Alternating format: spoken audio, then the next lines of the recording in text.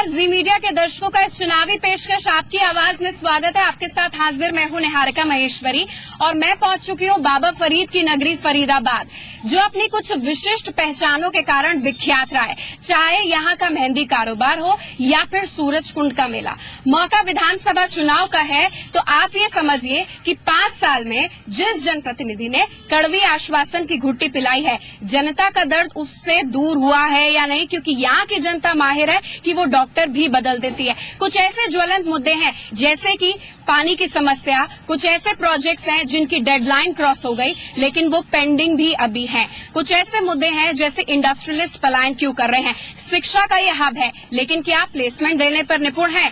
राजनीतिक और ऐतिहासिक महत्व के लिए जाने जाना वाला फरीदाबाद इस बार विधानसभा चुनाव को लेकर किस तरीके से तैयार है, जब लोकसभा चुनाव में एक बड़ा सियासी उठापटक यहां पर देखने को मिला है। इस पर बात करने के लिए हमारे साथ क्षेत्र के तमाम सम्मानित अतिथि और जनप्रतिनिधि मौजूद हैं, साथ ही जनता है। लेकिन सबसे पहले फरीदाबाद की जनता का बहुत बहुत स्वागत। तालियों के साथ आप अपना स्वागत कर दीजिए। फरीदाबाद की जनता से हम बात करेंगे, लेकिन सबसे पहले विजन आगे के 5 साल का क्या है ये जनप्रतिनिधियों से जानने की कोशिश करेंगे। इस 10 साल में सत्ता कांग्रेस के पास रही है, लेकिन कांग्रेस कैसे कमबैक करेगी, बीजेपी बाउंस बैक किस तरीके से करेगी। लेकिन इन सबके बीच में एक डिसाइसिव फैक्टर इनेलो का भी है, वो क्या सोच रहा है क्षेत्र के लिए, इन तमाम बातों पर गौर करेंगे। लेकिन सबसे पहले हमारे साथ जो जनप्रतिनिधि मौजूद हैं उनसे बात कर लेते हैं। सबसे पहले बीजेपी से अगर मैं बात कर लूं, आपकी पार्टी पर ये आरोप लगते हैं कि जब विधानसभा चुनाव होता है तो आप एक डमी कैंडिडेट खड़ा कर देते हैं। इस बार कृष्णपाल गुर्जर जीते हैं, तो क्या आप कॉन्फिडेंट है इस बार एक मजबूत कैंडिडेट रहेगा कि नहीं? बिल्कुल, स्वाभाविक रूप से आपने जिस प्रकार लोकसभा चुनाव के परिणाम पूरे देश में रहे हैं, हरियाणा के अंदर भी आने वाले विधानसभा चुनाव में और फरीदाबाद के अंदर हम सारी की सारी सीटों पर अच्छे और प्रभावी व्यक्तियों को, पार्टी के कार्यकर्ताओं को चुनाव पर टिकट देंगे और स्वाभाविक रूप से सारी सीटों पर भारतीय जनता पार्टी यहां से जीत कर जाएगी। मैं आपसे जानना चाहूंगी संगठन किस तरीके से तैयार है, क्या ऐसे मुद्दे हैं जिस पर आपका स्पेसिफिकली ध्यान रहेगा? सबसे पहले जो हम अपने संगठन की बात करें तो आपने संगठन का जो पूरा कार्य है अभी हमारे लोकसभा के इलेक्शन में देखा होगा कि लगभग 4,68,000 वोटों से हमारे यहाँ से चौधरी कृष्णपाल गुर्जर जी एमपी बने हैं। तो ये संगठन का कार्य था जिसकी वजह से हम लोग इतने भारी बहुमत से यहाँ से जीते हैं और यही संगठन अब आने वाले विधानसभा चुनाव में अपनी कमान संभाल रहा है। आप मान रहे हैं कि बहुत टफ कंपटीशन है, क्योंकि पिछली बार पूरा कांग्रेस ने अच्छी तरीके से स्वीप करा? नहीं, कोई हमारे लिए टफ कंपटीशन नहीं है, कांग्रेस का सफाया निश्चित है। मैं आपसे जानना चाहूंगी पेंडिंग प्रोजेक्ट्स जैसे कि सूरज कुंड रोड हो गई, बनती है बिगड़ती है, केएमपी एक्सप्रेस, आगरा दिल्ली 6 लेन की अगर मैं बात करूं, और झीलों का सूखना, ये कितना बड़ा मुद्दा इस बार हो सकता है? ओपन माइनिंग की जा रही है यहाँ पर। और दूसरी बात आपने कही, मैं अपने मित्र की बात का जवाब देना चाहता हूँ। भारतीय जनता पार्टी ने अपनी जीत हासिल करनी थी, मोदी जी के नाम पर कर ली। अगर आप फरीदाबाद में कोई सबसे पिछड़ा हुआ विधानसभा क्षेत्र देखेंगे तो वही विधानसभा क्षेत्र है जहाँ से इनके सांसद जीत कर आए हैं। दूसरी बात ये बोलना चाहूंगा, आपने बात करी सूरजकुंड भटकल लेक की, सूरजकुंड लेक की।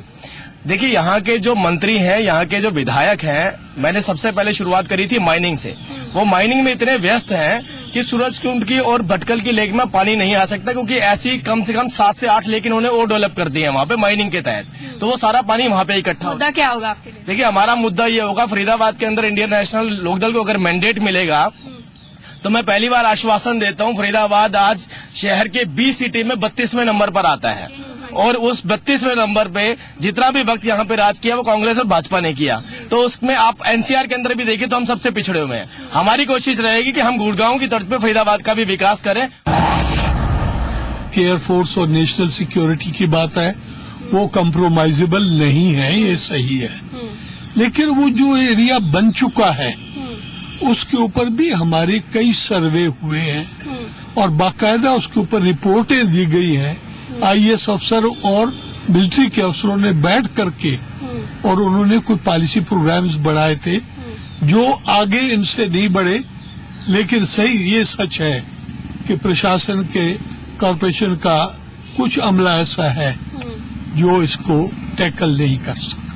मतलब ये मसला विवादित ही रहेगा। ये विवादित या इसलिए फिर आप रहेगा, बीजेपी के आने का इंतजार कर रहे हैं कि वो सुलझाए? किसी के बस का नहीं है। अरे आपके बस का है इस विवादित मसले को? नहीं, एयरफोर्स का जो मुद्दा है वो वहाँ की आम लोगों के बीच में और प्रशासन के बीच में सामंजस्य बैठाकर उसको समाप्त करने का रेफरेंडम। बिल्कुल रेफरेंडम। कानून व्यवस्था को लेकर सबसे ज्यादा building a safe city for women की बात यहाँ पर की जाती है। क्या आपको लगता है कि जो पुलिस कार्यप्रणाली है या फिर जो सत्ता पक्ष के लोग हैं वो संतुष्ट कर पाए कहीं ना कहीं? जहां तक वुमेन्स सुरक्षा का सवाल है, बिल्कुल पूरी व्यवस्था ही चरमराई हुई है। लॉ एंड ऑर्डर तो बिल्कुल चरमराया हुआ है बुरी तरीके से। आप देखिए पिछले कुछ दिनों पहले हमारे कोर्ट परिसर में ही एक ब्लंट मर्डर हुआ और ऐसे सैकड़ों वारदातें हुई हैं दिन दहाड़े, जिसको कंट्रोल करना एडमिनिस्ट्रेशन का काम था और पुलिस एडमिनिस्ट्रेशन का काम था। मैं आपके चैनल के माध्यम से पुलिस कमिश्नर महोदय से ये कहना चाहता हूं कि इस व्यवस्था को सुधारें, नहीं तो ये और बिगड़ती जाएगी समस्या। शहर की मूलभूत सुविधाओं की बात करें तो सीवर की समस्या सबसे ज्यादा है। कुछ ऐसे एरियाज हैं जैसे कि NIT वगैरह, वहां पर भी अभी बड़खल में अवैध निर्माण हो रहा है। मेयर साहब से इस बारे में बात कर लेते हैं। मेयर साहब, अवैध निर्माण की अगर बात करें, इसको रेगुलराइज करने के लिए, इसको वैध करने के लिए, सीवर की समस्या से निपटने के लिए क्या किया है आपने? JNUR के साथ मिलकर बहुत बड़ा प्रोजेक्ट बाहर के एरिया से, जैसे कॉलोनियां है हमारी, वहां पर सीवरेज बहुत अच्छे तरीके से डाला जा रहा है। NIT में मैं आपकी बात मान सकता हूं कि सीवरेज की समस्या है, वो भी आप उसे 100% नहीं कह सकते, बहुत ज्यादा 25%। ग्रामीण इलाकों में शौचालय निर्माण को लेकर आप कितना सजग हैं? क्योंकि सबसे ज्यादा वारदातें उसी के कारण। मैं आपकी बात समझ रहा हूं। और शौचालय हमारी सरकार ने टैंकी, शौचालय ग्रामीण इलाकों में भी सारे प्रबंध कर रखे हैं। सबसे बड़ी समस्या अवैध निर्माण और सबसे बड़ी समस्या जो है ना सीवर की है, क्योंकि हमारा प्रशासन सोया हुआ है। इस समय प्रशासन इतना अभी है कि ना पार्षदों की चल रही ना मेयर साहब की चल रही। अच्छा, मेयर साहब आपकी नहीं चल रही क्या? आप तो कह रहे करना बाकी है। मेरे को तो ऐसा नहीं लगता। सरकार मेरे को तो ऐसा नहीं लगता। पार्षद से तो फीडबैक आप लेंगे ही ना? मैं आपसे ही कह रहा हूँ, मुझे ऐसा नहीं लगता कि मेरी ना चल रही हो। शहर में 4 सालों में हमने तकरीबन 900 करोड़ रुपए लगाए हैं। अच्छा, सीएम की 1 मिनट, ये बहुत इंपॉर्टेंट सवाल आपने रेस किया। मैं आपसे कांग्रेस से ये जानना चाहूंगी कि सीएम साहब पर आरोप लगता है कि वो फरीदाबाद को निग्लेक्ट करते हैं। इसी कारण कुमारी शैलजा हो, चौधरी वीरेंद्र सिंह हो, इंद्रजीत सिंह तो छोड़ ही गए पार्टी और जीत गए। सीएम साहब ने इस क्षेत्र पर क्या ध्यान दिया? देखिए, अगर आप देखेंगे, आपके सामने मेट्रो, आपके सामने मेडिकल कॉलेज, ठीक है, आपके सामने ये 4 मंजिला बादशाह खान हॉस्पिटल की पूरी बिल्डिंग नई, ठीक है, उसके अलावा रेनी वेल स्कीम, ठीक है, ये ऐसे मेजर प्रोजेक्ट हैं। फिर यहाँ पे 17 इंजीनियरिंग कॉलेज, 3 यूनिवर्सिटियां, जिसमें एक यूनिवर्सिटी फुल फ्लेज्ड और 2 डीम्ड यूनिवर्सिटियां, 2 आपके मेडिकल, एक प्राइवेट मेडिकल कॉलेज। पर्स छीने जाते हैं, चेन छीनी जाती है, हमें मारा जाता है, तो हम कहाँ चले? यहाँ पे सेफ सिटी फॉर वीमेन की बात हो रही है। मैं एक हकीकत सामने जरूर रखना चाहूंगी, यहाँ तो safe city even for men ही नहीं है। लेडीज को तो आप छोड़ ही दीजिए, जेंट्स का आप देखिए गाड़ियों में जा रहे हैं, गाड़ियां लूट रही हैं, उनके चेने और पर्स लूट रहे हैं। रात के 8-9 बजे तक ये माजरा होता है। जब वही सेफ नहीं है तो वीमेन क्या सेफ होंगी? सब लेडीज डरती हैं अपने घर से निकलने से बाहर। और शिक्षा को लेकर बहुत बड़े बड़े दावे किए जाते हैं। सही है कि मेडिकल कॉलेज का निर्माण हुआ है, प्राइवेट इंस्टीट्यूट्स बने, उससे कोई मना नहीं कर सकता। लेकिन क्या आपको लग रहा है कि स्टूडेंट्स व्यवहारिक ज्ञान में निपुण हैं? क्या वो इंस्टीट्यूट्स प्लेसमेंट दे सकते हैं, जबकि उद्योग धंधे टैक्स हनीमून के कारण दूसरे राज्य में पलायन कर रहे हैं? देखिए, हम तो बहुत ज्यादा इस चीज से दुखी हैं। हजारों लोग, इतने फरीदाबाद के लोग होंगे जो सारे अनएम्प्लॉयड बैठे हैं। This is the main issue कि डकैतियां, ये चोरियां, ये मारधाड़, ये सब चीज क्यों हो रही है? और ये तो ऐसी बात है कि यूनिवर्सिटीज होगी, मेडिकल हब हो गए, कि जैसे आमों के बगीचे तो लगा दिए, लेकिन आम वहीं पेड़ों पे ही लगे हैं, उनका कोई यूज नहीं है। उद्योग धंधे किस तरीके से काम कर रहे हैं, आपसे जानना चाहेंगे कि एक समय में यहाँ पर मेहंदी कारोबार के लिए बहुत अच्छी तरीके से जाना जाता था, शायद ही अब कोई कारोबारी बचा हो। सिंगल विंडो सिस्टम, GST की आप लोग लंबे समय से मांग कर रहे हैं। फरीदाबाद से उम्मीदें बहुत हैं व्यापारियों को, वो उम्मीदें क्या हैं?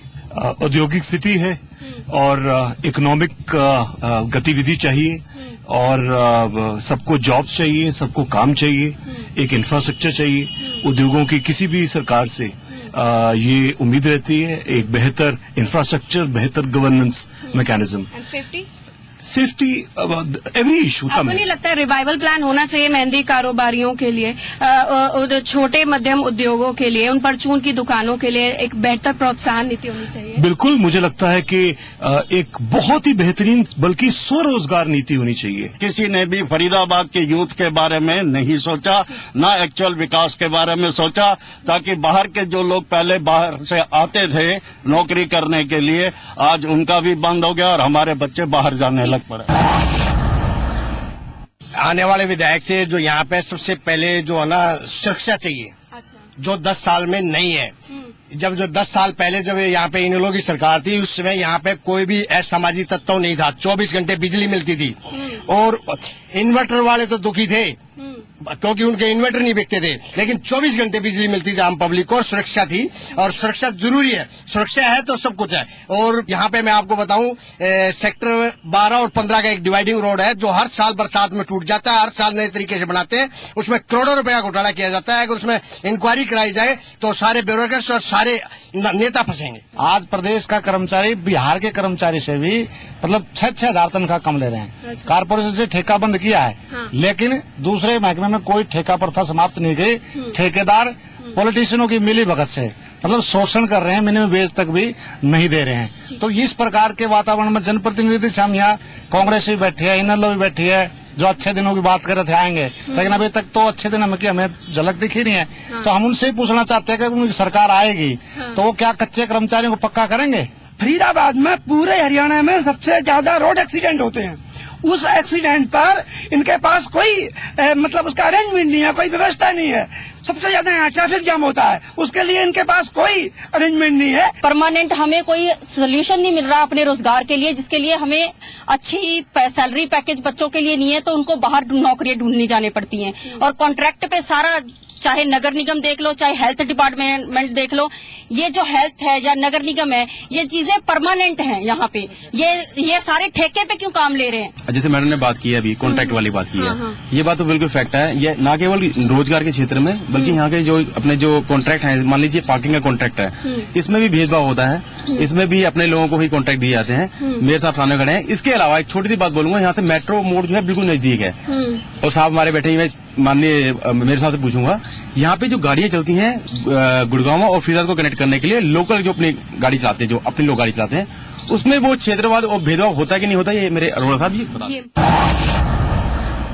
कांग्रेस के 10 साल राज करा, 10 साल में ये बोलते हैं रोडें बनवाई हमने पानी की सुविधा दी, बिजली की दी, रोडें बनवाई, और शायद ये बारिश इसीलिए नहीं आती कि वो रोडें इतनी खराब बनी है कि बारिश ने भी, सावन ने भी आना छोड़ दिया है, इसलिए कि रोडों में क्वालिटी नहीं है, क्वालिटी नाम की चीज ही नहीं है।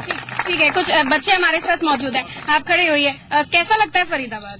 मैम, यहाँ पे बिल्कुल कोई भी सिक्योरिटी नहीं है। जब हम स्कूल से जाते हैं या कहीं भी इधर उधर जाते हैं तो बहुत ऐसे लड़के हैं जो बहुत छेड़छाड़ करते हैं और हमारा आना जाना बहुत छेड़छाड़ का मामला यहाँ पर ज्यादा है। बोलो मैम, जब जाते हैं यही है, यहाँ पे एक्सीडेंट वगैरह बहुत होते हैं और छेड़छाड़ होती है, और लड़के लोग होते हैं वो लड़कियों को छेड़ते हैं। ठीक है, क्षेत्र की जनता के कुछ अहम सवाल है, इसका उत्तर जनप्रतिनिधियों से लेंगे। हम फौरन लौट रहे हैं, छोटे से अंतराल का वक्त है, बहुत अहम मसले हैं, लेकिन मुद्दा ये है कि जनप्रतिनिधि अगर पहल करे तो जनता भी सहयोग करे, लेकिन पहल नाम का शब्द क्या शब्द बन के रह गया है कि वाकई असर दिखाना शुरू होगा? इसका उत्तर लेंगे, फौरन लौट रहे हैं।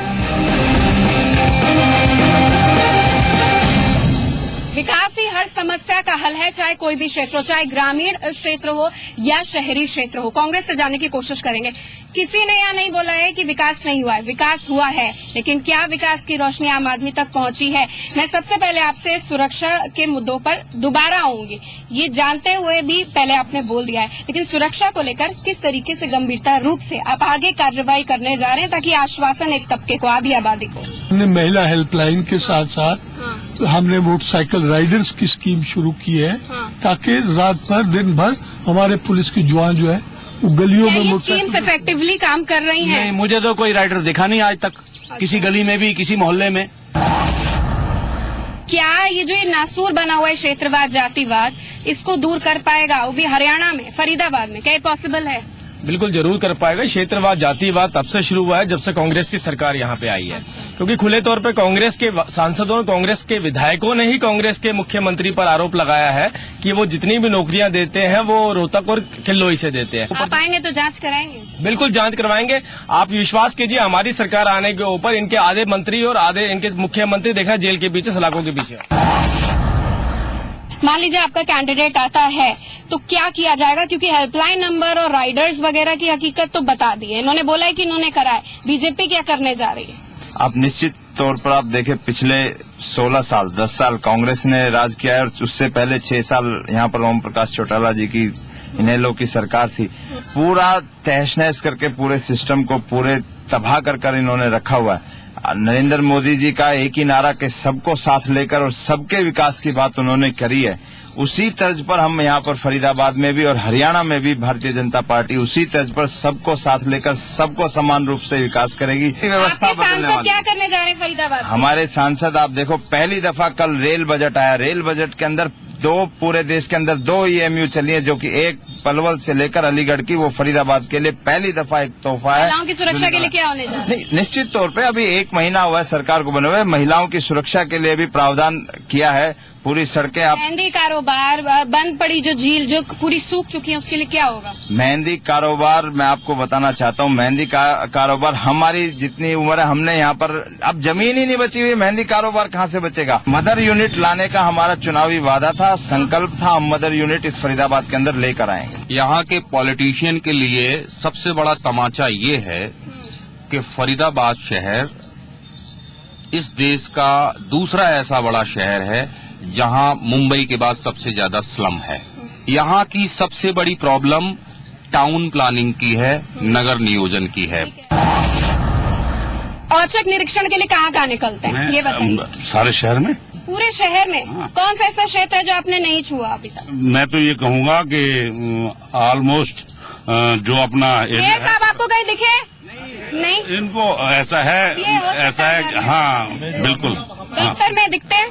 रोज दिखाई देते हैं हमसे। अच्छा ठीक। मैडम बिल्कुल, अभी मेरे साथी चौरसिया जी दुरुस्त कह रहे थे कि हमारी नगर निगम इस बार तमाशा बन के रहेगी। अगर सबसे बुरा कार्यकाल, क्योंकि 10 साल में पहले पार्षद, मेरी मिसेज है, 15 साल से मैं नगर निगम देख रहा हूँ, जितना बुरा पार्षद है, आपकी मिसेज भी है। अच्छा। लेकिन इस समय जितना बुरा कार्यकाल इस समय पार्षदों का है कि बिल्कुल 90 दिन के अंदर मीटिंग होनी चाहिए, नहीं तो ऑटोमेटिक डिसॉल्व हो जाएगी। 89 डेज के ऊपर मीटिंग होती है, वो लड़ झगड़ के खत्म हो जाती है। उसका खमियाजा ये है कि अधिकारी वर्ग इतना ऊपर चढ़ गया है कि पैसे लेके कोई काम करता है तो पैसे लेता है, नहीं तो कोई काम नहीं। अच्छा, यहाँ से क्रिकेटर्स बहुत आए हैं फरीदाबाद से, तो एक स्पोर्ट्स हब के तौर पर आप इसको देख रहे हैं? हाँ, स्पोर्ट्स के लिए तो अच्छा है, लेकिन हमारे लिए जैसे यहाँ पे पार्क्स हैं तो पार्क्स में खेलना अलाउड नहीं है, लेकिन हमारे पास ग्राउंड ही नहीं है यहाँ पे कहीं। हाँ जी। अच्छा, यहाँ पे कल से आप खेल सकते हैं, लेकिन उसके बावजूद भी क्या मांगे आप? लेकिन यहाँ पे आने भी टाइम लगता है। हम जैसे हम दूर रहते हैं, 37 सेक्टर में रहते हैं हम, तो वहाँ पे ग्राउंड कम है, यहाँ पे आना पड़ता है हमें। 12 सेक्टर का खेल परिसर है, यहाँ आना पड़ता है। तो हमें चाहिए कि हमें अच्छा सा ग्राउंड मिले कहीं हर जगह पे। एडमिशनों में भी यहाँ करप्शन है।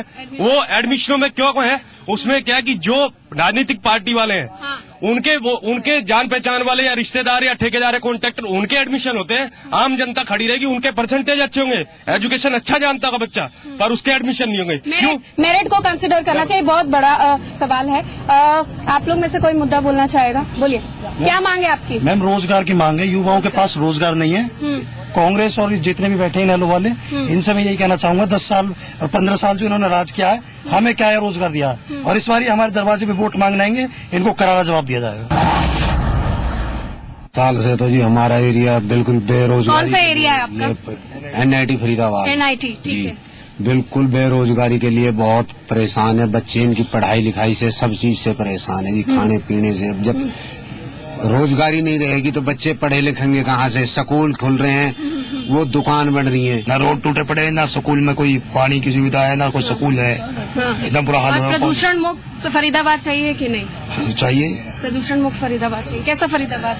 फरीदाबाद में जैसे एक तो ट्रैफिक जाम की बहुत समस्या है। सेक्टर 3 में 1990-91 में झुग्गियों तोड़ करके वहाँ प्लॉट दिए थे, लेकिन आज तक के प्रदेश के माननीय मुख्यमंत्री से मिलने के बावजूद भी सेक्टर 3 के 36 नागरिकों का आज तक अलॉटमेंट लेटर नहीं। सर, पार्किंग और ट्रैफिक के लिए क्या सोचा है?